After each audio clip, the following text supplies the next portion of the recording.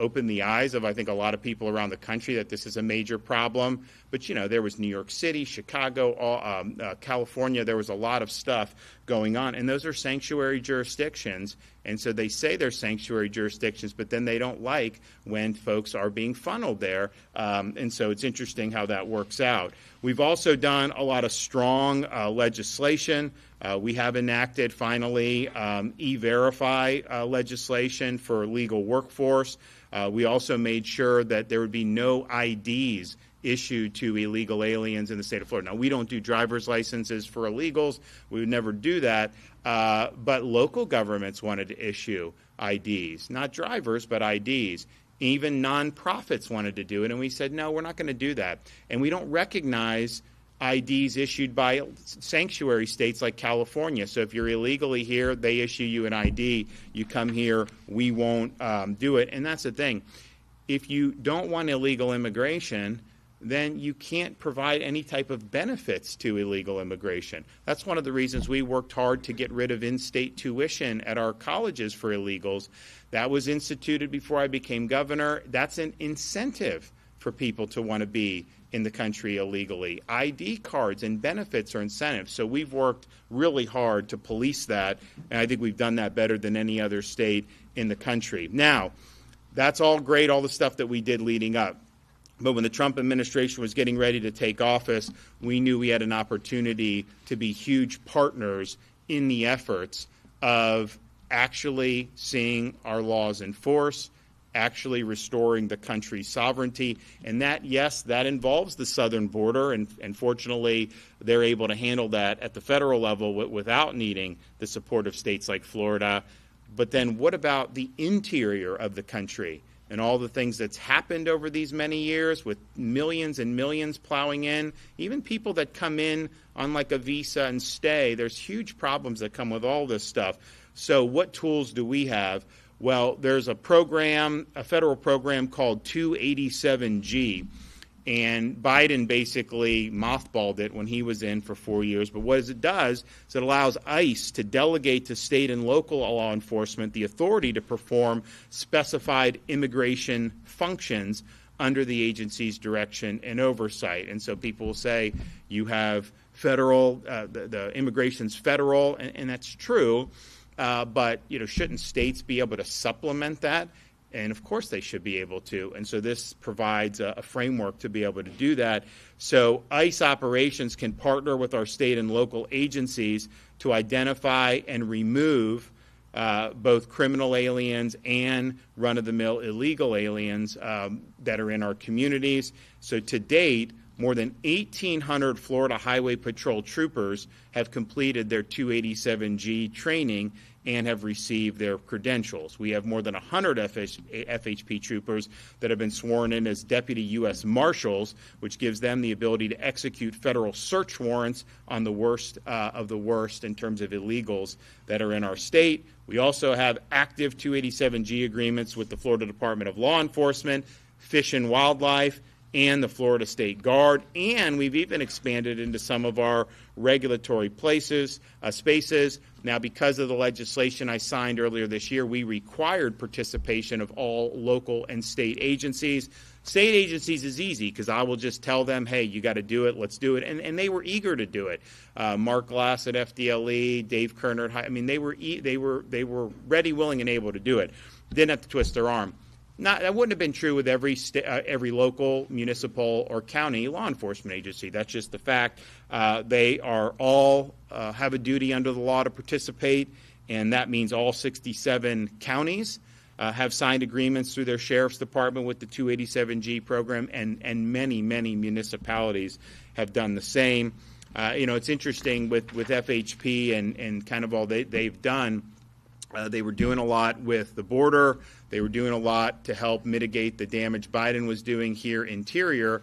But, with Biden, you could have illegal alien get in a car accident, and if ICE wouldn't accept, then there was nothing they can do on the immigration front because they didn't have the authority to act on their own. Now they're able to do that, and they can work seamlessly with the federal government. So it's really, really positive to have that type of relationship. But because they're doing all this, and really in many respects are the tip of the sphere, I called for a big pay increase for FHP this year in the budget, and we had to fight for that, but we were able to deliver the largest pay increase in the agency's history in the budget I signed at the end of June. So I was happy to be able to do that. I think, one, and we want to do that to be able to retain good people, but we also want to recognize that there's great duties that are being exercised here that are above and beyond what would traditionally be called for in those circumstances.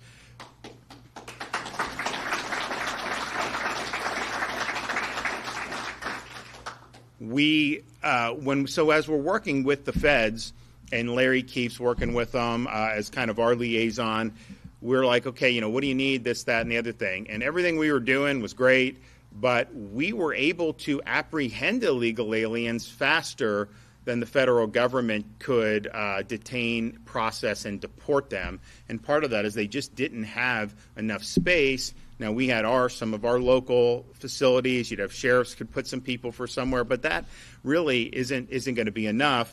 And so we sprung into action to help with that detention, processing, and deportation part of this, which is at the tail end of when somebody would initially be identified and be apprehended. And so we were able to, federal government, asked us to be a part of this. We're doing it. We created the facility, Alligator Alcatraz. Folks are contracted to do that on behalf of the state of Florida, but everything we do is going to be reimbursed by the Department of Homeland Security and the federal government. But we were able to stand that up in like a week. And you now have a situation where you have thousands of folks that can be there for processing and ultimately for removal. And there's this massive airstrip. I don't know, it was built many decades ago, but massive airstrip.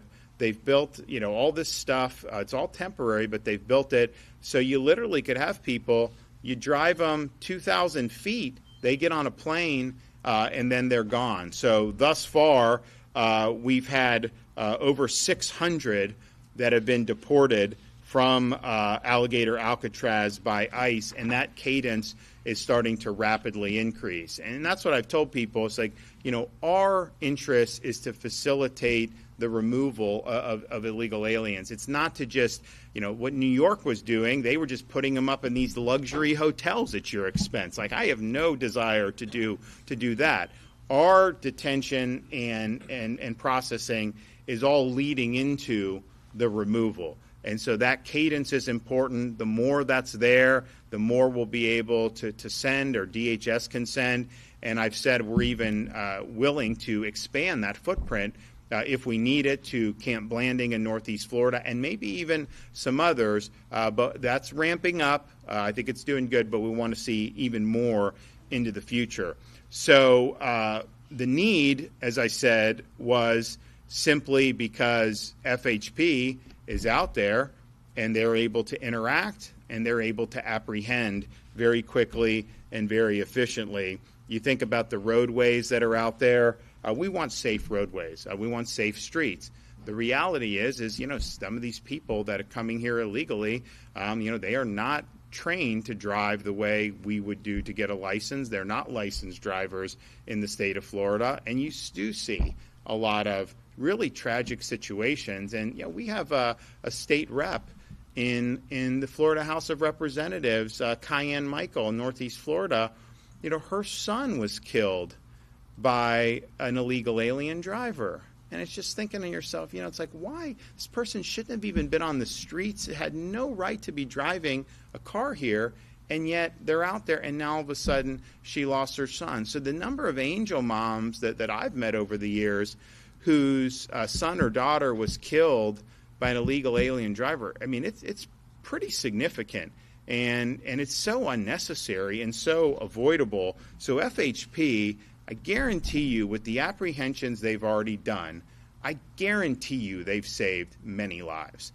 Because if they weren't out there doing that, it was just a matter of time before you would see, maybe traffic, maybe otherwise, you absolutely would have seen lives taken had they not gotten these folks off the street.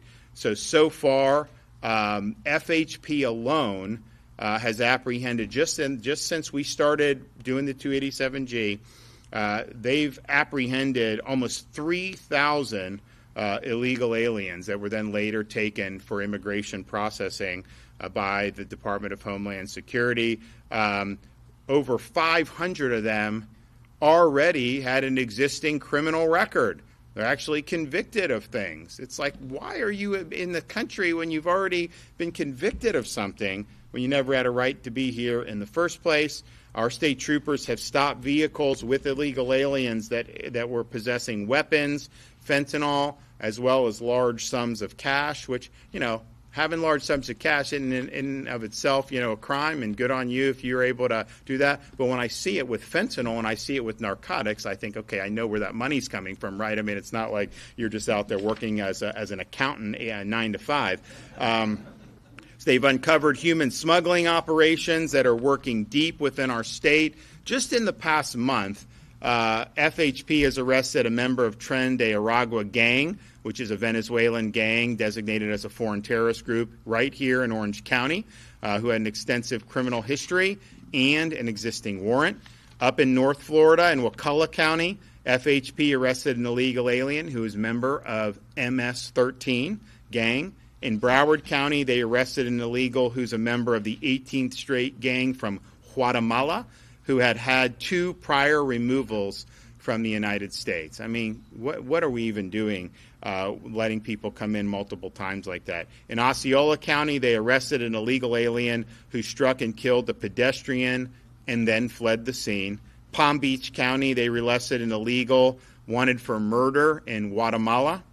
And in Hernando County, they arrested an illegal who was trafficking 30 pounds of marijuana. Those are just some examples from just the last month of what FHP's been doing. They've also assisted federal partners at Homeland Security and ICE with more than 470 joint operations leading to the arrest of illegal aliens. In April, many of you remember, Florida conducted a statewide operation, Operation Tidal Wave, in conjunction with our federal partners, and that led to the arrest of over 1,100 criminal illegal aliens in 1 week. That's the largest number in a single state in 1 week in the entire history of ICE as an organization.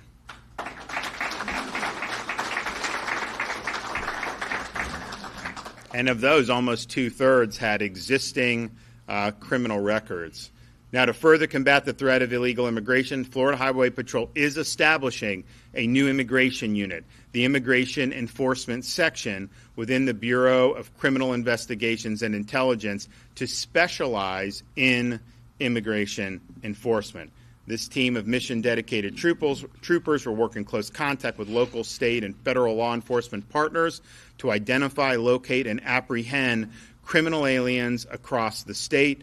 We're proud of the great work that FHP is doing. I want to thank Director Dave Kerner for leading the charge. There's no other state in the country that can match our efforts. In fact, there's no other state that is even in the ballpark of our efforts. And you remember when the president came down to South Florida to tour the alligator facility, he said, and his key people like Stephen Miller said, we need other states to be doing this. You're eligible to have it reimbursed by the federal government, so it isn't like it's going to be a cost on your budget ultimately. It's just the front.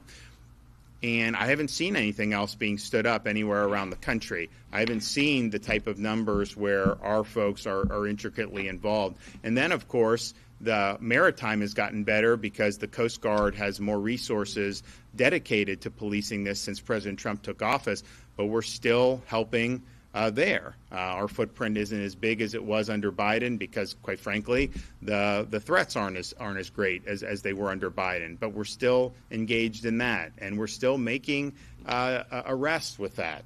So this has been, I don't think you've seen any state in the country work more closely with these federal agencies to fulfill a very key mission, a mandate from the American people after the 2024 election to get this job done. So we're showing that it can be done. There's a lot more that's going to happen. I mean, I know that they're going to really do more to stand up the agency a lot better than it had been under Biden. I know they're going to provide more resources for their ability to hold and process and deport folks, and hopefully without even needing it. And people will ask me, like, well, why are you involved in this? I'm involved in it because we have to be involved in it. I'm involved in it because if we're not involved in it, it's not going to get done right now. Maybe we'll reach a point as ICE continues to build up where they're going to be able to handle, where all we'll have to do is just let them know, hey, we got a guy, they take him, and then we're not involved anymore, that we don't have to have any type of processing or detention that the state's involved with. I'd be happy with that if that were the case, but that's not where we're at now. So we can sit on our hands and watch the problems not get solved, or we can be part of the solution and help lead the efforts among the states to get the job done. We would not be able to do that without the great work of FHP. I'm glad that we were able to deliver a pay increase. Honestly, it wasn't as much as they deserved, and it wasn't as much as I asked for. So I know we're going to have budget season again next year, and just you can write this down. I am going to be seeking additional pay increase for Florida Highway Patrol. So God bless their efforts, and thanks, everybody. Okay, Attorney General.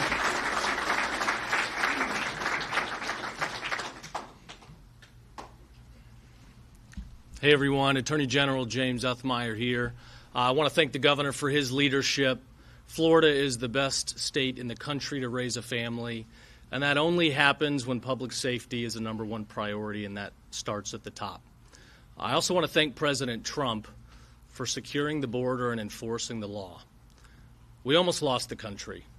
The left, through the open border policies, they wanted to let everybody in, count them in the census, giving massive electoral power to blue states, try to give people the right to vote where they can. They wanted to change the makeup of our country as we know it. And thank God they weren't able to get away with it. So I commend FHP, I commend our state law enforcement on their efforts to crack down. We've made thousands of arrests. We're going to continue to lead the way, and I'll be right there to have their back. The perils of the open border we continue to see in gut-wrenching fashion every day. Just 2 days ago, my statewide prosecutors were part of a sting in Central Florida that led to the takedown of 48 child predators, all that were on their way to abuse minors. 7 of those individuals were illegals. They'll be under ICE detainers. They'll be sent back where they came from after they serve their time. Just yesterday in Palm Beach County, 2 criminal illegal aliens brutally sexually assaulted a 7-year-old girl. This is what we're dealing with every single day. These are the very real perils of the open border policies. So while the Democrat officials want to sit there outside Alligator Alcatraz and cry because people have to brush their teeth in the same room as a toilet, which is a bathroom, real American families are suffering every single day. And if you're an undocumented person who's not one of those malicious people, you have the opportunity to self-deport, where you can come back in legally through the right channels. But if you don't want to take advantage of that, we're going to detain, we're going to deport, and we're going to deliver for the American people.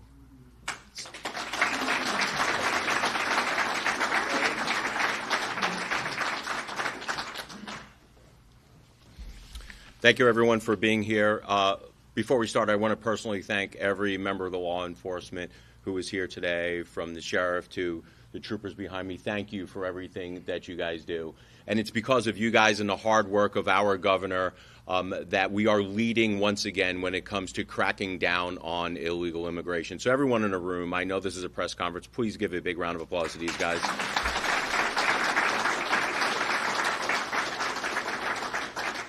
Want to personally thank this governor for leading on this issue when at some point it wasn't popular. But this governor does not back away from any fight, and neither does our president, Donald Trump. I want to thank him for closing the border because, quite frankly, there have been way too many Democrats and Republicans over the years that have not taken the responsibility that they should have to make sure that we crack down on illegal immigration and then fix the broken legal system. We are finally getting to the point where we are being serious and we are creating deterrence so people do not come over our southern border bringing crime, bringing drugs, effectuating human trafficking. That crap has got to stop, and I thank you all for being part of that. The state of Florida is continuing to lead on cracking down on illegal immigration. We are number one when it comes to people signing up for immigration enforcement under the 287G program. We were one of the first ones to start putting new laws on the books, quite frankly, while the old federal laws were not being followed by the Biden administration. Because let's not forget, the reason why the states had to get involved was because the federal government under the Biden administration adopted a de facto open borders policy that created this whole environment that we're in right now. So every time you hear someone on the left crying about illegal immigration enforcement, let's remind them about the people who have died at the hands of illegal immigrants because they allowed it over the southern border. And to the Democrats who are crying about illegal Alcatraz and the cost, we have always said, Republicans have always said that there is a cost to illegal immigration. There is a human cost, and then there is an actual financial cost. So I don't want to hear anyone talk about the money that we're putting up for Alligator Alcatraz in order to actually deport the criminal illegal aliens and those who are pouring over the border, because I didn't hear them say crap about spending $2 billion on hotel rooms in New York City for illegal immigrants.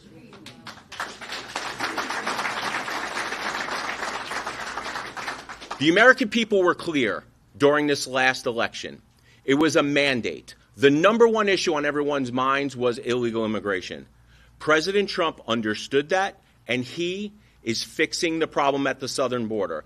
This governor understood that, and he is doing everything that he possibly can to help President Trump. The biggest thing that we can do is create deterrence to make sure that illegal immigrants don't come here. I mean, if you think about what California was doing, California was allowing them, free school, which is federal. I get it. It's free school, free food, food stamps. Heck, they were allowing them to have trans surgeries under the state dime, and they were allowing them to vote in some of these municipalities. Those are deterrents that have to stop. So every time when you hear this governor and the legislature who's been doing some good work on this create laws, we are creating the deterrents. And there's no bigger deterrent than these guys behind me. That if they know if they're going to be in our communities, ravaging on communities, committing crimes, they're going to wind up back in their home country through Alligator Alcatraz. Guys, I thank you for everything that you do, and it is a pleasure being here today cracking down on this stuff.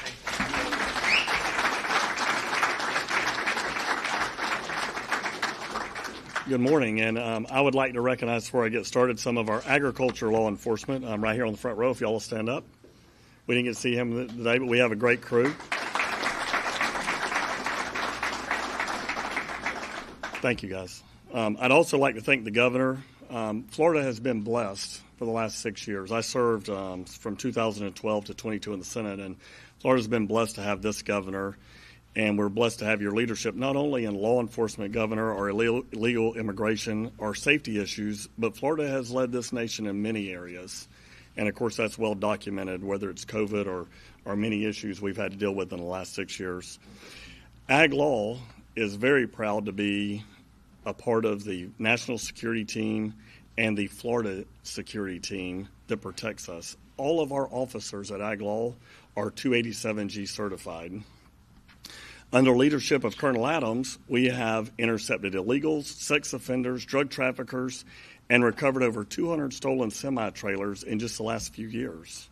Just yesterday, we announced the arrest of 2 illegals, one in Central Florida that was a fuel theft ring that had stolen over $20,000 worth of fuel, and the other one had broken out of a jail, was a Russian illegal immigrant, previously convicted on a sex trafficking sting.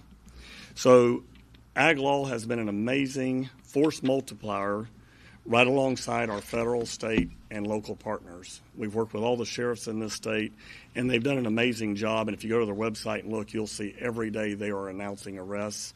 And we are primarily responsible for that northern border of the state of Florida. We've also been blessed with the legislature and the governor's leadership. We are going to be putting a new interdiction station at 231, a major artery coming in from North Florida. We haven't had that protected. We're also building out pull-out lanes and many of those arterial roads coming in from the north into the state of Florida. The equipment that we're going to have, the canine processes that we're going to do. Thank you to the legislature. Thank you to the governor for allowing us to continue to lead not only on our border security issues, but throughout the state of Florida. And our team have made many, many arrests and do not get a lot of the credit for those things. But as a force multiplier, it's been significant here in the state of Florida. And what I'd like to say is, just like our farmers and ranchers, you may not know how much work we do behind the scenes, but you will sure can count on the results. So thank you, Governor. Thank you.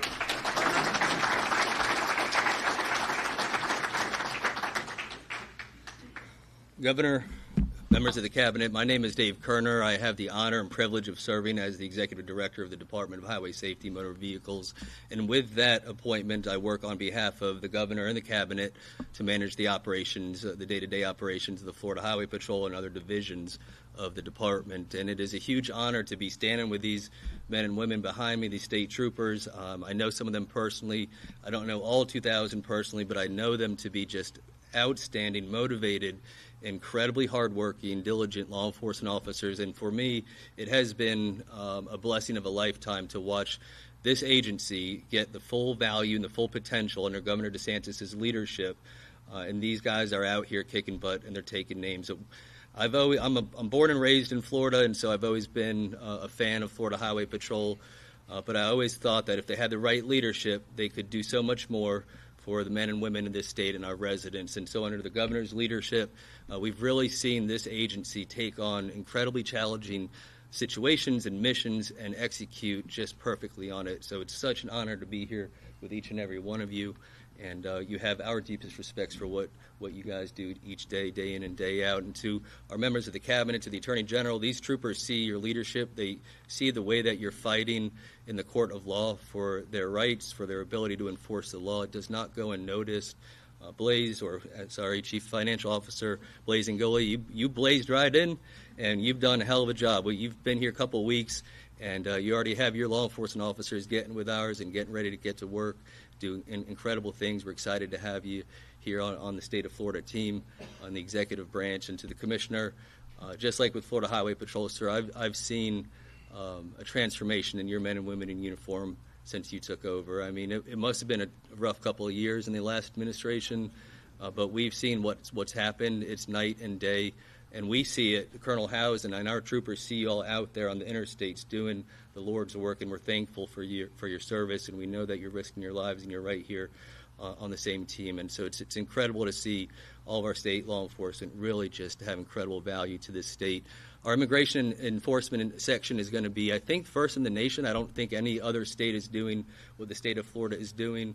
And so this unit will be specifically, even though we have 2,000 troopers already out there doing the Lord's work, this unit will be 24/7 coordinating, deconflicting. We're about to have hundreds, if not thousands, of sheriff's deputies and police department officers coming online. This unit will be responsible for coordinating with the federal government and making sure we're maximizing our utility as law enforcement officers to apprehend and deport illegal immigrants. And before this press conference started, we had a chance to huddle up with the governor, and the governor said, say whatever it is you need to say to the public. He kind of took the chains off, as he's known for doing. And so the first thing I wanted to say, which isn't on the script, is Governor Colonel Howes and I and the Florida Highway Patrol had an opportunity to have an awards banquet for the Florida Highway Patrol, where we recognize all the troopers doing a great job. But there was a representative from the Department of Homeland Security that showed up and wanted to make sure that we honored the Florida Highway Patrol. So what I had the honor of receiving on behalf of the Florida Highway Patrol is the first ever Secretary's Commendation given to the Florida Highway Patrol, issued by the Secretary of Homeland Security. This is representative of many things. It's a beautiful certificate, but it's so much more than that. And I want to talk about something that's going down right now in Palm Beach County, and I want to address it head on because the public deserves to know, and quite frankly, candor and being transparent is an important part of leading a law enforcement agency. What this certificate represents is first in the nation 287G, first in the nation to arrest under 287G, almost 3,000 arrests, and the Department of Homeland Security is recognizing them. But each one of those arrests is a story. And right now there was an arrest that happened in Palm Beach County a couple of months ago, rather, and the press has run with it from a false narrative, and they're trying to change the history. So I want to address it head on. And I want to talk about a larger issue just very briefly. So these are the facts. This is what happened. A traffic stop happened by the Florida Highway Patrol. They had reasonable suspicion that there were undocumented immigrants in the vehicle. We called for Border Patrol's assistance, as we always do. We always work with our federal partners. It was determined that 2 of the occupants were here unlawfully. Border Patrol directed us to take them into custody. What happens thereafter is that a U.S. citizen starts to interfere and obstruct the investigation by slamming the door shut and locking the doors so that the troopers and the Border Patrol cannot access these undocumented aliens and bring them into custody. Of course, the troopers did exactly what they're supposed to do. They arrested that U.S. citizen for obstruction of justice under 843.02 Florida state statutes. Time goes on. In fact, the resistance was so severe, by the way, that the Border Patrol had to use a taser on one of the subjects. Time goes on. The suspect that we arrested, who's a U.S. citizen, went through the court system as he should. He pled to the misdemeanor charge of resisting.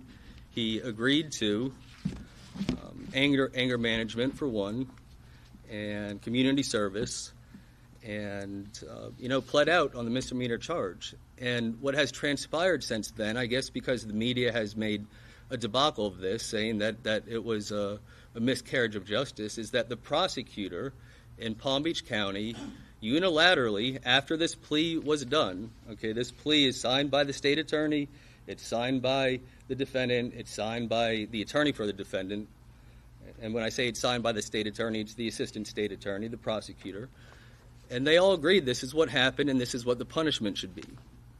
And I'm speaking as a former prosecutor.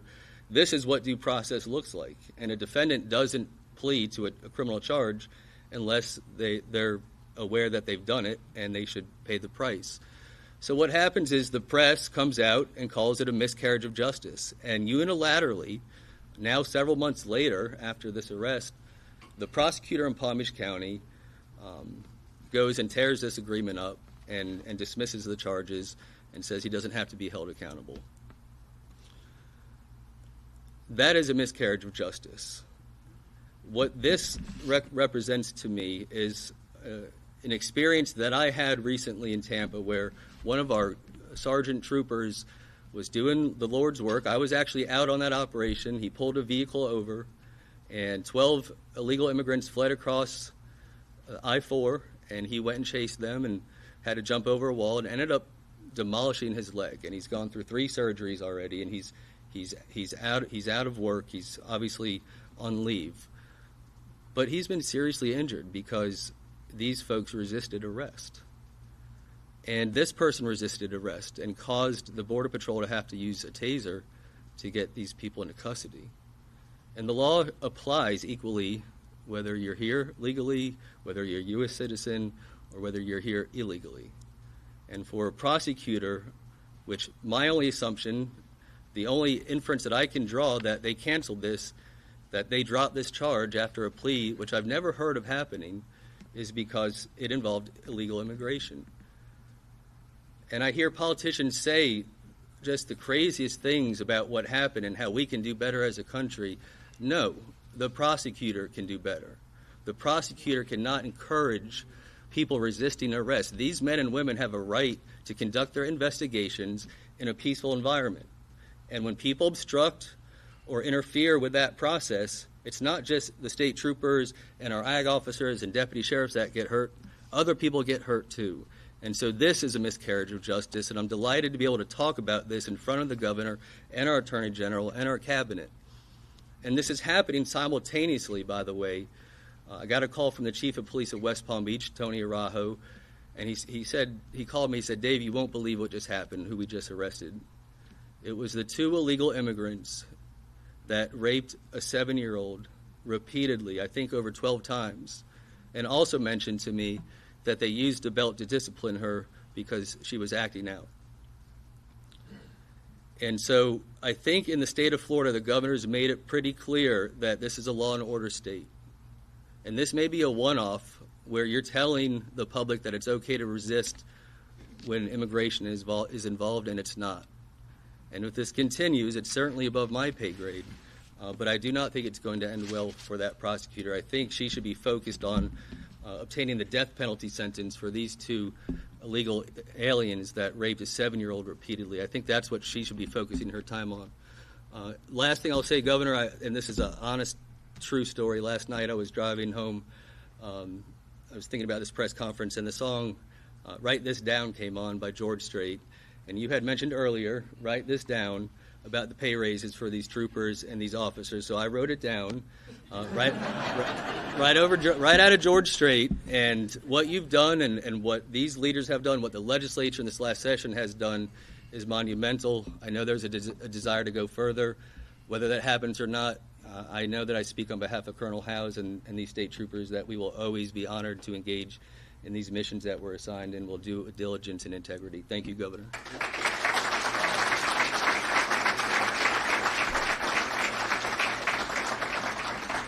So, I did say write this down on the pay increases, and we did deliver. We'll do more next year. But you're also going to have an opportunity, in keeping with the George Strait theme, with respect to property tax, if you want to vote yourself relief on November 2026 ballot, you'll be able to check yes or no. It'll be up to you. So next.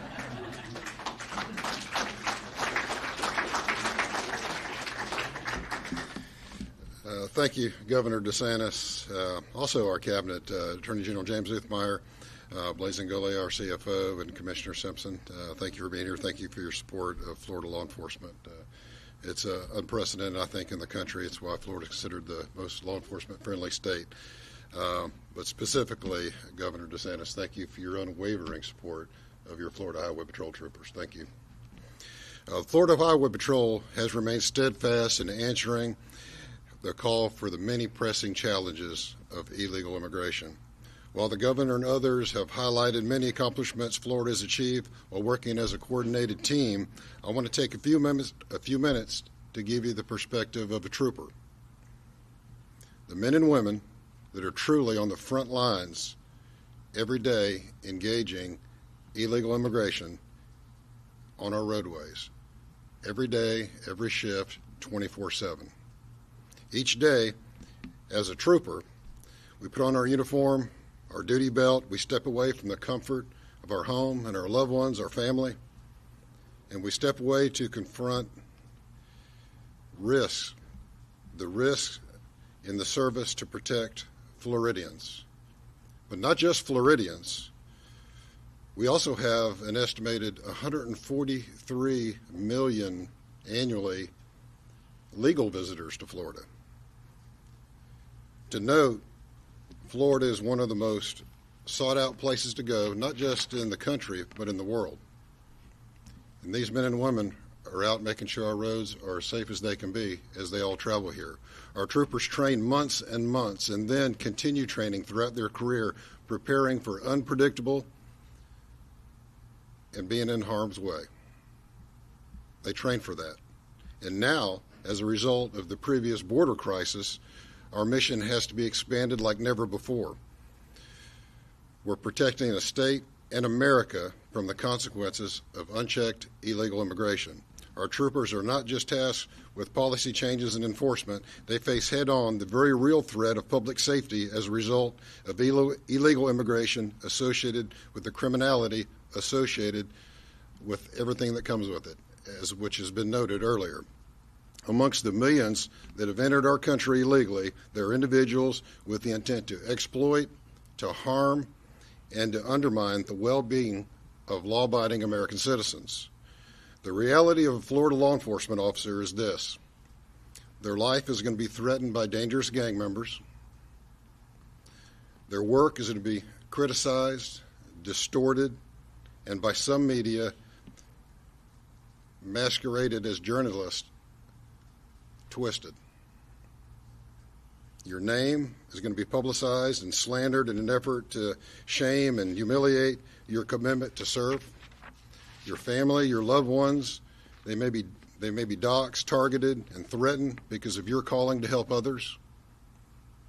We've had to adopt and be proficient with new systems, new reporting requirements, and new operational expectations. Yet, our public safety mission remains. We embrace the reality that the majority of American citizens, and especially Floridians, they count on us to fulfill our duty. Florida law enforcement must do all of this on top of our core mission responsibilities, such as engaging and stopping reckless criminals, threatening innocent motorists, running up and down our highways, pursuing those fleeing from justice, executing state and federal warrants, and responding to the always evolving disturbances of the day that impede the welfare and the safety of innocent others. This is what the Florida Highway Patrol does every day. Not only have we answered the call for our expanding immigration enforcement responsibilities, we will never turn a blind eye to criminals or illegal behavior. And we will continue to meet the public expectation to provide professional and efficient law enforcement services. We're proud of and we're thankful for the trust put into us by our federal law enforcement partners, and remain fully committed to protect them and their families from doxing and criminal harassment. They're more than just partners to us. They're part of us. Florida is a law and order state, and we will not tolerate lawlessness. We will not stand back from our duty. I'd like to provide a message to our troopers here, our troopers that may be listening, and really law enforcement in general.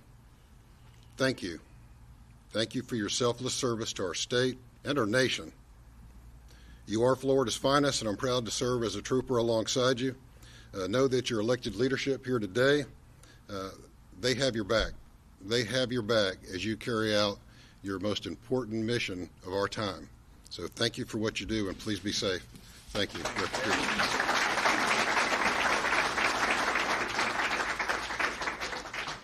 It's an honor to be the cleanup hitter today.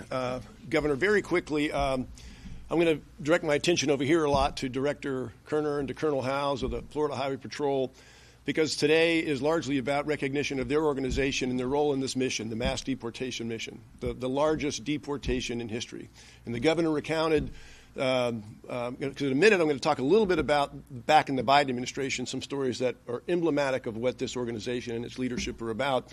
When President Trump came into office and he declared a national emergency, which a lot of people often forget that we are in an emergency. He declared one in January of 2023 when we had the maritime invasion. But it's not ordinary time. It's not regular order. President Trump comes into office, declares a national emergency, orders the borders secured to restore our national sovereignty in 7 weeks, done, effectively done in 7 weeks. And then he says engage in the largest mass deportation that's ever occurred in history. And he knew at the time that he did that the federal capabilities, the resources, the material, all the stuff you need to do stuff on a grand scale, they didn't have it. They had to rely on the states. They had to rely on local law enforcement. They had to rely on these force multipliers to make this thing happen. And in a second, I'm going to talk a little bit about what we're doing where now and your critical role in that process. But let me take you back in time to the Biden administration, where I spent a good amount of time at the border at the direction of the governor, assessing the situation and figuring out what we could do, because we were basically kind of fighting a battle or a war against our own country. Our own country had given up on its sovereignty and opened the borders, and there was no law and order, and all of the badness that accompanies that, drugs, human trafficking, sex trafficking, all that bundle of badness was coming in, and the leadership in this state, that many of whom are sitting right here in front of us, we're going to do whatever we could. We weren't going to say, that's the immigration. It's a federal thing. We're going to just take care of business in our state of Florida. We did everything we could. Spent a lot of time out there in the border. The governor sent and arranged to send the Florida National Guard, other state law enforcement agencies to help Texas, to help the border states secure the border, to repel the invasion. So while we're out there, everybody's kind of facing externally or outward. These highway patrol guys are very interested in forming relationships with law and order sheriffs, particularly in these sanctuary states along the southwest border. And they start moving in a few counties, talking to these sheriffs that are islands, that are alone, these law and order sheriffs that want to protect the people in their county from this immigration invasion. So in addition to being on the border with the Highway Patrol looking outward, these guys are trying to find a way to help with the problem with the law and order sheriffs inside the country. So they did. They had already developed with the Florida Highway Patrol interdiction methods and techniques here in Florida, because even though they knew when they would catch them and they would call ICE, although ICE badly wanted to arrest them, they had been ordered by the Biden administration to let them go. But they developed the skills, they developed the techniques, they developed the strategies to do that. And then they brought these sheriffs in these blue states, in these sanctuary states, these on their own little islands to Florida to train them, to bring them here. The Florida Sheriff's Association hosted them at their annual convention. And we brought in, and there was national leadership demonstrated where there was none nationally. And Governor DeSantis and you all stepped up and took care of business. And that is where I first had got my eyes on these guys. They have the right mindset. They have the right culture. They don't sit around in offices. They make things happen. Biden administration ends. President Trump comes in. We pick up the story where I was before. Time to step up. First thing I do, second day on the job, I go to Washington to say, to DHS headquarters, ICE headquarters, and I said, I'm here on behalf of you all and you, Governor, because you all in the Florida legislature have determined this is the state's highest priority. We are lockstep with President Trump. You can't do it without us, and we're going to be your best state. And we've got some guys who I took with me up there on my first visit and said, these are the guys that are going to do it. They know how to do it, and they're the ones that know their state like the back of their hand, every road, every nook, every cranny. They're not limited to county jurisdictions like a sheriff is. They are statewide. They go anywhere. They have complete authority, and they have the right mindset.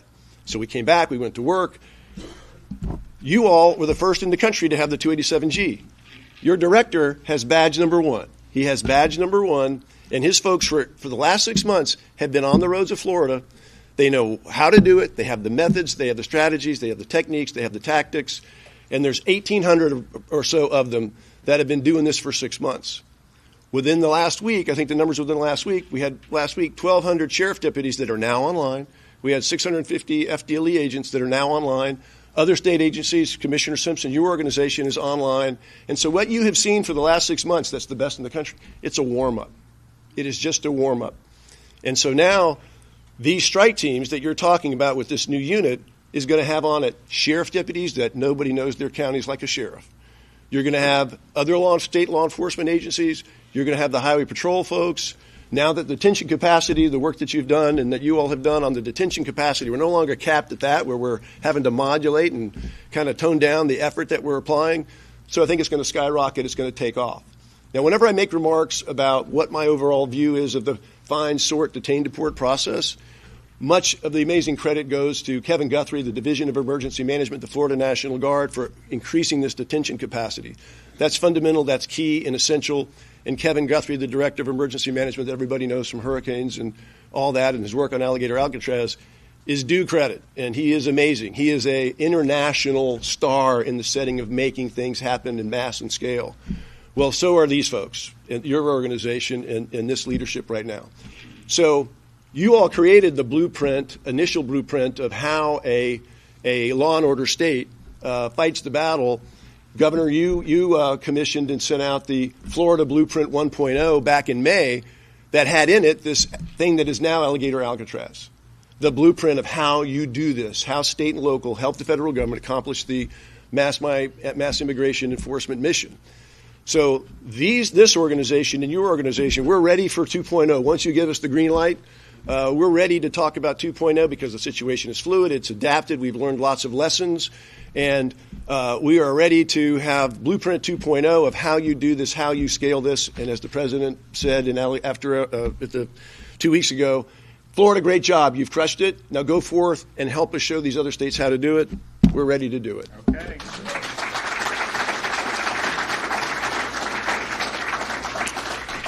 Well, thanks again for everybody that's been involved. I mean, I know we got a lot more work to do, but if you compare Florida to other states in terms of who's taken this really seriously, and not just with rhetoric, but with action. We're second to none. As usual on a lot of the stuff, we're happy to step up and get things done. So we've done a lot. These guys behind me have done a lot. FHP's done a lot, but there is a lot more to do. I'd also just remind people that today is the start of our back-to-school sales tax-free month of August now. So every August in Florida, we made it permanent. You'll have the entire month of August to stock up on those school supplies. And incidentally, yesterday we were, I was home in the afternoon after come back from the office. And my wife's like, yeah, I'm gonna go do school shopping. The kids are gonna probably want me to come. I'm like, no, you're not. She's like, what? I'm like, you can't shop for school on July 31st when we have the August 1st. Oh, you're right. And so she's gonna be, we're gonna be doing that in the next few days. But we're at the point in the summer. So our kids get out Memorial Day. I know a lot of schools do. Some go a little later. And it's like, okay, school year done, have a little fun, and then they do activities in the summer, different types of camps, whatever. Well, now we're kind of at the point where mom and dad are like, when does school start again? Can we get that going? So that's coming up in a couple weeks, and we're going to be happy that will happen.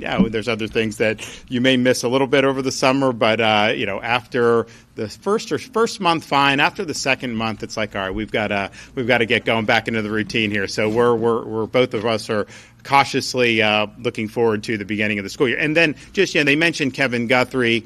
I would just remind people we are in hurricane season. If you look like at the Atlantic now, it's not there's not much going on. A lot of people are saying because the media says every time it's going to be the worst ever, right? And so a lot of people.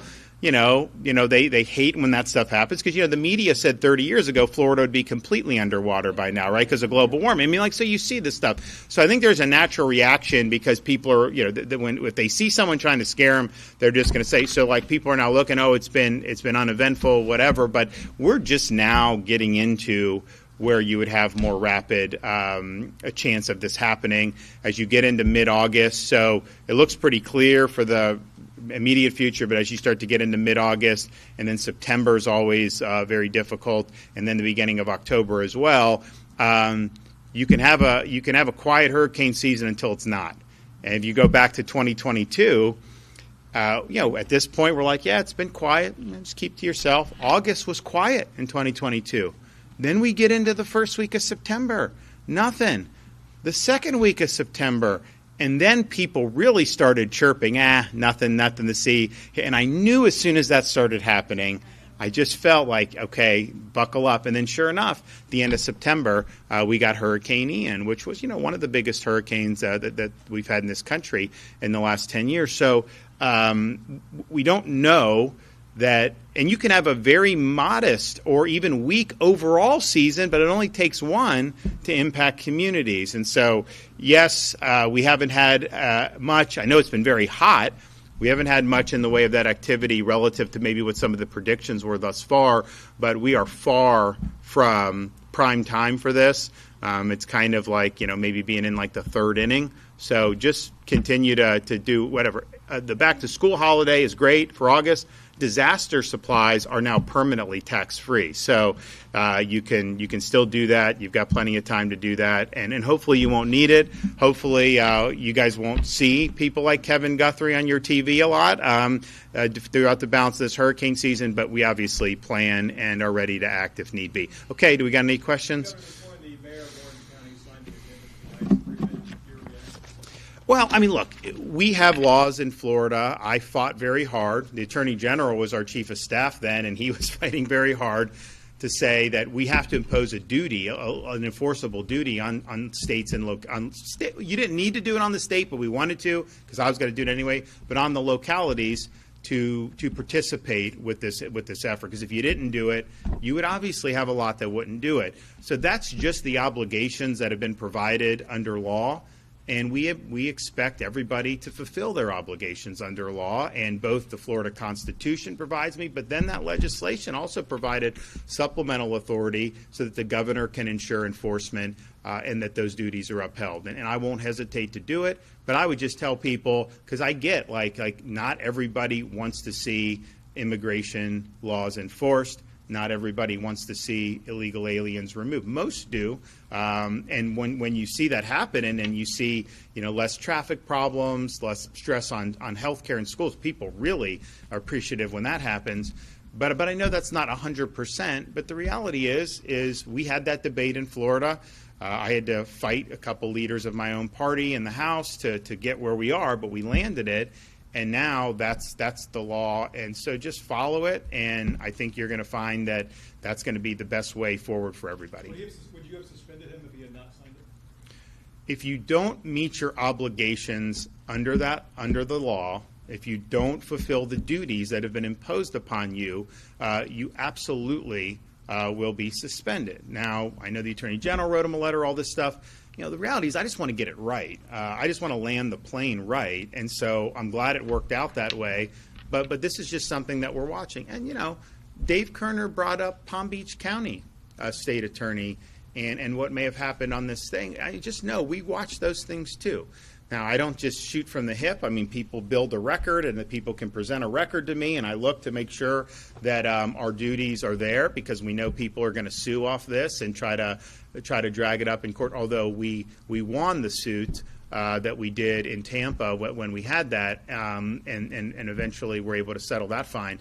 But that's just what happens. So, but on the prosecutors. You have an obligation to uphold the law and enforce the law. And while an individual case, there's judgment calls that can be made, you can't have a policy that has the effect of kneecapping what the people have enacted through the legislature, because that puts the public at risk, and we don't want to see that happen. And I was speaking to the sheriffs the other day. We've seen in like California where you can go in and steal $950, and the threshold is a little higher than that, and they raise this threshold. So you see massive crime wave. You've seen jailbreak legislation in some of these states. Like, none of that is going to work. I've obviously opposed that very strongly in terms of legislative, even though you've had people that have tried to do that in Florida. But you certainly can't do that through the back door. Like, you didn't get the jailbreak legislation passed. You didn't get some of the California-style policies enacted. So you're just going to do it anyways, unilaterally? No, that doesn't work. Governor, can we get your reaction on the ICE recruitment letter for our deputies and police officers that went out? So I haven't seen the letter, but apparently ICE sent out a recruitment letter to, a lot of people that are 287G qualified that are working in local agencies in Florida and even some state agencies, and are dangling like a lot of bonus money and all this other stuff. And I know some sheriffs have had concerns, that's happening. It's like, hey, we've been doing all this stuff to help you guys, and now you're trying to poach our people who are already in the fight. Why not recruit additional people to be supplementing that instead of just kind of displacing? So I know a lot of sheriffs have had concerns about it. I think maybe some police chiefs. So I would just say stay tuned on kind of them. I mean, that's really something that's going to impact them more than probably us at the state level. And I know that there's some sheriffs that have some strong feelings about it. Governor, I know you encourage and require sheriffs to sign this 287G agreement and to get these deputies trained to have immigration enforcement authority. Now this is happening. What would you say to those law enforcement leaders that trusted you in the state to sign this agreement, and now they're concerned about their deputies being covered? Well, I think that's the conundrum, right? Because we've gone above and beyond as a state. All these sheriff's departments and many police departments have done these agreements. They have folks that have now been certified or in the process still of doing that. And that's been a huge help to ICE, right? Let's just be clear. That's been a huge benefit to those federal agencies. And so now if you're in a situation where those folks are being poached off of that mission, well, it's like, wait a minute, how is that? Why don't you bring in new people to supplement the mission going forward? So I understand the concern. I mean, 100%. I think we've done the right thing. I think we want to continue doing what we're doing. But, sheriffs losing deputies who are in this fight, to just go to wear a different jersey basically, but still be in the fight, that doesn't necessarily add to what we're doing. It's just moving someone over. And so I think there is frustration from that, and so we'll see. But you're going to continue to hear folks talk about this. I know when that letter hit, I heard a lot of static coming out of our sheriff's departments about that. And I told them, I said, listen, you guys got to defend your agencies and your people. I mean, you say fight for what you think is right. I mean, this isn't my policy. It's coming down from ICE, and so by all means, speak up. Governor, on the back and forth with Orange County in the last week or so, one of the issues that they've brought up is that the transporting costs would be that they would have to pay it. In your view, should counties participate? So if you look at the Florida, the bill that we got into law, there is money through our immigration folks where they can apply for reimbursement. So you do that likely through the sheriff, right, Larry, with the jail and transportation costs. Yes, sir. They can get it reimbursed. We can issue the grants and do that. So I would just tell them to do it. Yes, when I was doing this, I had pushed back. I mean, obviously the Speaker of the House opposed what I was putting forth, and one of the things people were saying was, well, this is like an unfunded mandate. I was like, no, it's not going to be unfunded. We will have an ability for you to get resources. And so I think the detention, transport, I mean, that's something that would be appropriate to do. And I know we approved the guidelines for the grants to go out. And so I would just encourage to go talk to Larry, apply for that. But we want to get the funding out the door for the localities. I think that's really important. I think that they'll use it well, and it'll enhance the mission. You mentioned that there were other sites that could be opened in addition to Alligator Alcatraz and detention sites. Do you have your eye on anywhere in particular? Well, so Camp Blanding is up in Northeast Florida. It does have an air. It has a runway. I don't know that it would be as equivalent to Alligator Alcatraz because the runway is not as big. You may be able to move people right out of there, but you do have Cecil Field that's very close to that. So when we look at this, it's really what makes logistical sense. Again, I'm not creating the Four Seasons for illegal aliens. I'm not detaining just to detain. Like, that is not what we're doing it because there's a process involved for deport. Even the ones that have had the final order of removal, which is most of the people at Alligator Alcatraz, there still is some process that goes through that. So if it's detain, go through the process, and then be able to remove, that's something that we have an interest in being able to help facilitate to be able to increase those numbers. So I think Blanding would have the capacity to do a couple thousand.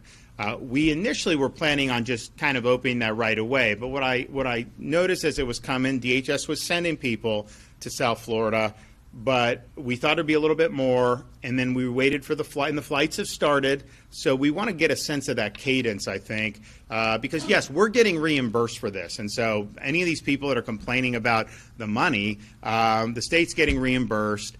It's this is money that was actually going to paying for them to be in hotels in Manhattan. So I think most people would say it's better for this than for that. But that's a federal call. It's a policy decision that they've made. So you shouldn't really worry about that. But at the same time, it's like to be doing this if it's not leading to real significant cadence in removals. Then I'm going to wait for that. Now, if I have confidence that it will, and I think it will eventually, once that happens, then we'll go. And so Kevin Guthrie's ready. I know that they did put out the bids for it. I don't think that they've awarded the bids because we want to make sure that we know kind of what's on the horizon. The cadence is picked up down in South Florida, but we want to make sure that we're doing that. And here's the thing: as the cadence picks up, your capacity effectively expands dramatically because people will be in for a short period of time and then they go, so you can constantly backfill. So if you got a couple thousand spots, it's not like it's the static couple thousand people indefinitely. It's ideally would be you go in and then you get out pretty quickly, and that's our objective. And we remind people, we do have options for you to short circuit that whole process if you're here illegally and simply go home on your own with a ticket. Now you'll be escorted. They're going to make sure you get on the plane, and there will be oversight. You're not going to be able to abscond, but you will be able to return to your home country without having to go through all this. My view on it is, look, if you're here illegally, right? I mean, I'm not saying like everything government does. There's always flaws in it, and you can have a flaw here or there. It's possible that government could honestly believe someone committed some crime or is here illegally when it turns out. So that's why you have this process. But the reality is these people by and large are here illegally. There's not really much of a question on that. So if that's the case, you have an opportunity to kind of short circuit that whole process. And I think that that's better. That's one of the reasons you don't hear me. Like a lot of the narratives that get spewed about Alligator Alcatraz, are debunked. Kevin Guthrie will go up and debunk them, and he'll say, this and that. And I can tell you, it's the only place I've seen where the staff eats the exact same food as the people, that are there for detention and processing. That was not true. Like when I was in active duty, I was down at Gitmo. That was not true with Gitmo. And it's not true with others. But it is true there. And so, a lot of this stuff is just being put out because they're trying to create narratives just because that's what they want to do. And they do debunk it, but you don't hear me necessarily going out, getting all sore about it, just simply because, those phony narratives, maybe they will have the intent, the effect of deterring people from going there and choosing this option. And if that ends up having that effect, then that's going to save, I think, taxpayers money. I think it'll be more efficient. It'll allow us to increase some of this stuff. And so, it's it is what it is. But yes, when they're complaining about, the air conditioning being too cold or the subs not being toasted, and I'm just thinking to myself, I mean, what world do we live in that you can go to someone else's country illegally, then demand toasted hoagies? I mean, it just doesn't work that way. I mean, I said last week when out there, one of the most successful franchises, Jimmy John's, they didn't even have toasted until they do have them now. But for a long time, they didn't have any, and they did phenomenal, and they made many hundreds of millions of dollars. I mean, it's a very successful company, and my kids do like that. It's interesting, the one thing that my kids will acknowledge is, their dad doesn't steer them wrong on trying new things. Like, I know kind of what they would like, and so they do like that. But they really do like these cheesesteaks at Jersey Mike's. And so it's like, that is their thing. And the kids, I can get a big one for all three kids, and they kind of just go on doing it. But I mean, but just seriously, those are complaints that are being made. So I think a lot of it is transparently political. They're trying to create narratives. But it's like if some people think that oh my gosh, I'd rather not. Okay, good. Then take the plane ticket and go. I will say this though. I mean, and this is not just true with what we're seeing in Florida with some of the stuff. I think it's true nationwide with some of these Democrats. Now, I know you pretty much need a search warrant to find a Democratic Party in Florida anymore with how poorly they've done. But, it's fine. But put that aside.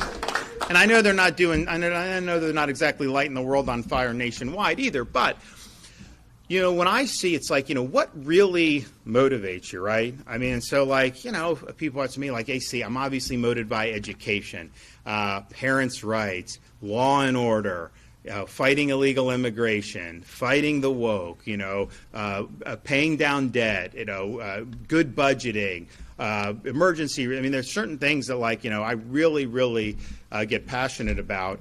And the things that they are passionate about have nothing to do with Americans. They are very passionate about allowing people that have come to this country illegally to remain indefinitely, and even running interference for criminal aliens.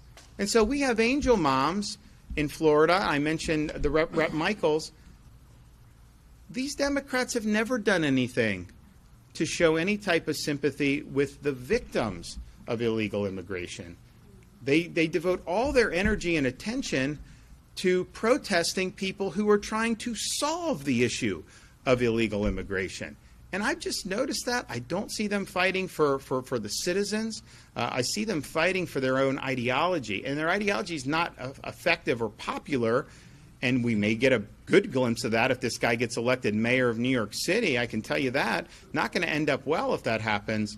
But, man, this is really what they care. They really care about an open border. They really want people to be able to not have consequences for coming into the country illegally. And I just think it's bizarre that is something that they are so unbelievably passionate about. And it really is putting the people of this country last. And that's what they've continued to do in so many different things that they've embraced. Governor, before he signed the update agreement this morning, the Orange County Mayor said earlier this week that he was worried about the safety of Orange County having to have people transport ICE detainees to other facilities, saying that it would make us unsafe. What's your reaction? Removing criminal aliens is going to make you more safe. Of course it will. How many times do we want to see examples of illegal aliens released and then they go on to commit additional crimes? Those situations, if you're upset about transporting and you would rather just release, then any crime that happens is on you for doing that. So by getting them in custody, transport to ICE, and then process for removal, you are absolutely saving lives, and you are contributing to public safety. There is just no two ways about it. So releasing people, criminal aliens, does not work. We've seen how that happens in places like Los Angeles. You know, they've released people who had horrible records, who had been deported multiple times. They release them, and then they end up committing some homicide. And it's like, you know, this could have been avoided. So I don't know how you would say that taking criminal aliens off the street is making Orange County less safe. I think it makes it a lot more safe, and I think that that's what people, here deserve. They deserve safe communities.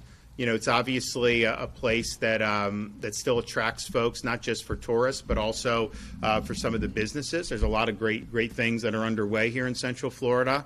I mean, it seems to me, I think Epic Universe has been a big hit. I mean, I know I was impressed with what I saw.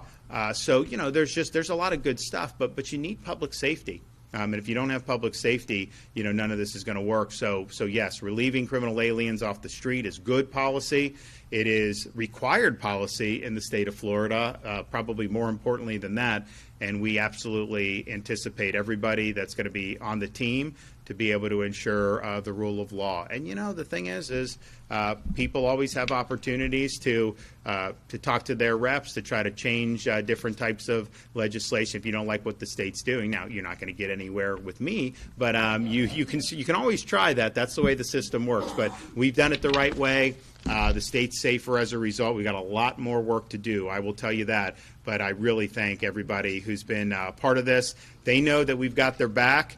We are going to come back for more pay increases next year. We were happy with what we did, but we know we could have done more. You know, we had to fight. I mean, there was attempts to not only not do the pay increases by Florida Highway Patrol, but even defund some of their body armor and things like that. That was actually proposed by the leadership in the Florida House, and I'm just like, what are we doing here? Like, who told you to do that? No voter elected you to do that. That's just kind of doing it just to try to create dissension within the ranks. And so we were able to get it in a better spot. I'm proud of the success of that, and I know it'll be meaningful for these troopers, but we're not done yet, so stay tuned. Thanks, everybody.